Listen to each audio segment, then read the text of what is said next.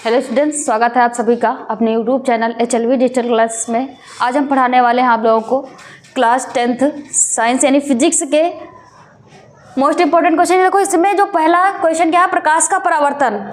तो आप लोगों ने मॉडल पेपर देखा होगा, उसमें प्रकाश का परावर्तन जो होता है वो अक्सर पूछा जाता है।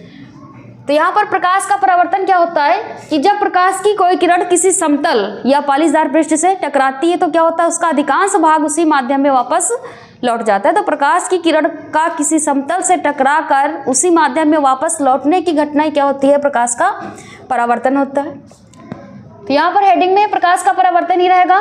तो यहाँ पर सबसे पहले डिफिनेशन लिख लेते हैं। यदि प्रकाश की कोई किरण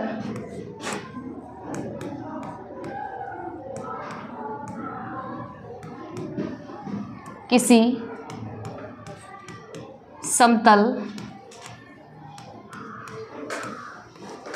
या पॉलिशदार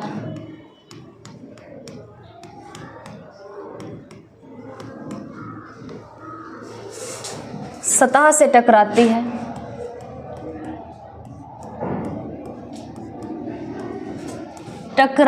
है तो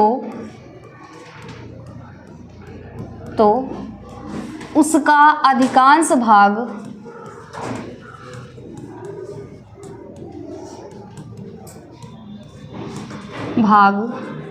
उसी माध्यम में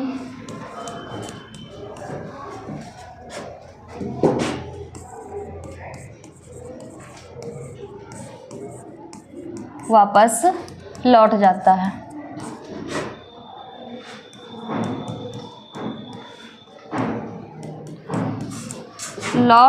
है। इस घटना को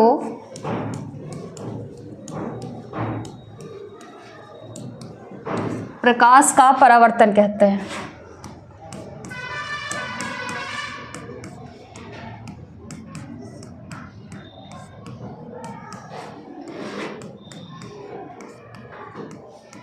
ये तो इसकी डिफिनीशन है। इसी में प्रकाश का जो परावर्तन होता है इससे रिलेटेड नियम भी होते हैं। तो ठीक है, एक चित्र के अनुसार इसको समझ लेते हैं। तो यहाँ पर यदि ले ले एक समतल पृष्ठ जो पॉलिशदार है, जिसका एक पृष्ठ पर पॉलिश है। यहाँ पर यदि प्रकाश की कोई किरण इस समतल पृष्ठ पर पड़ती है तो क्या होता है, इस भाग से टकराकर ये इसी माध्यम में क्या होती है, वापस लौट जाती है। तो प्रकाश का किसी समतल से टकराकर उसी माध्यम में वापस लौटने की घटना क्या होती है, प्रकाश का परावर्तन होता है। तो ये जो किरण होती है ये आपकी आपतित किरण होती है, और जो यहां से दर्पण से टकराकर वापस जाती है ये आपकी परावर्तित किरण होगी। और यदि इसी के मध्य में एक अभिलंब डालेंगे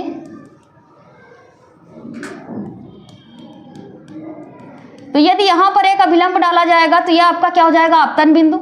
इस बिंदु को आपतन बिंदु बोलते हैं।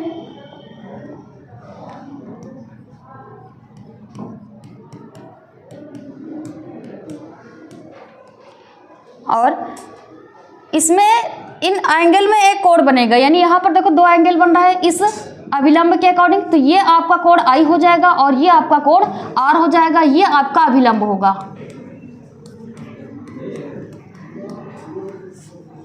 तो इस फिगर के अकॉर्डिंग आपके दो नियम बनते हैं। तो यहाँ पर हेडिंग डालेंगे प्रकाश के परावर्तन के नियम। प्रकाश के परावर्तन के नियम।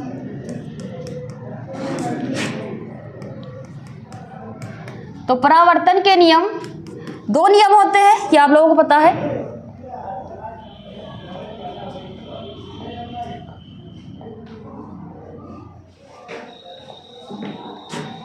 परावर्तन के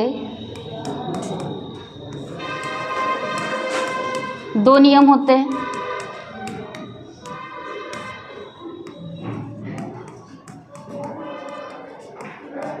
पहला नियम क्या होता है, फर्स्ट नियम इसका होता है जब देखो यहाँ पर फर्स्ट नियम आपतित किरण परावर्तित किरण और आपतन बिंदु पर अभिलंब, ये तीनों कहाँ पर, एक ही तल में होते हैं। तो यही इसका फर्स्ट नियम भी होता है। तो यहाँ पर लिखेंगे आपतित किरण,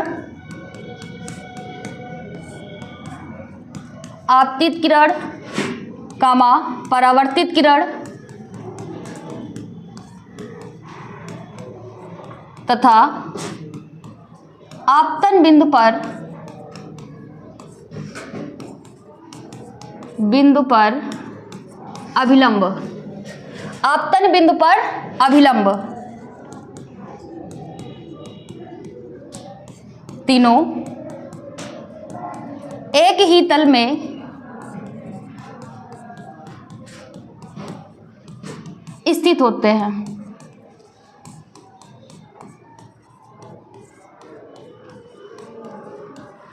इसका सेकंड नियम क्या होता है? सेकंड नियम होता है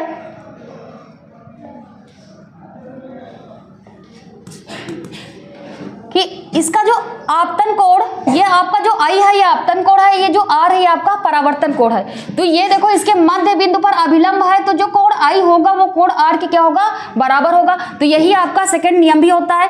यहां पर क्या होगा, आपतन कोण आई परावर्तन कोण आर के बराबर होता है।